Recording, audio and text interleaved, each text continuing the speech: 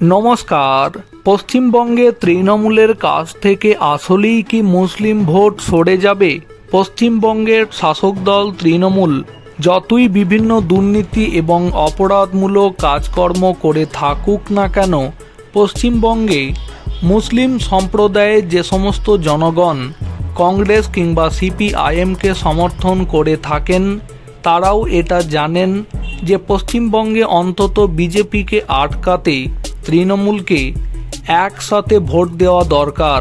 তাই সেক্ষেত্রে কংগ্রেস কিংবা সিপিআইএম সমর্থকও তৃণমূলকে ভোট দিয়ে থাকেন।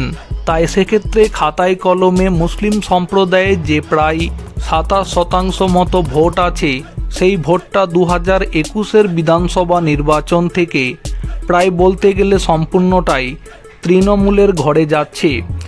এখন এবার যে খবর উঠে আসছে ২০২৬-এর বিধানসভা নির্বাচনের আগে মূলত হায়দ্রাবাদের পার্টি বলে পরিচিত এআইএমআইএম বা মিম পার্টি, যে রাজনৈতিক দলের নেতা হলেন আসাদউদ্দিন ওয়াইসি, সেই মিম পার্টি এবার ২০২৬-এর পশ্চিমবঙ্গ বিধানসভা নির্বাচনের আগে যে খবর সামনে আনছে তা হলো তারা পশ্চিমবঙ্গে মুসলিম সম্প্রদায়ের জনগণের কাছ থেকে সদস্য সংগ্রহ অভিযান শুরু করেছে এবং তারা যে খবর সামনে আনছে তা হলো ২০২৬-এর পশ্চিমবঙ্গ বিধানসভা ভোটে তারা পশ্চিমবঙ্গে বিভিন্ন আসনে প্রার্থী দেবে।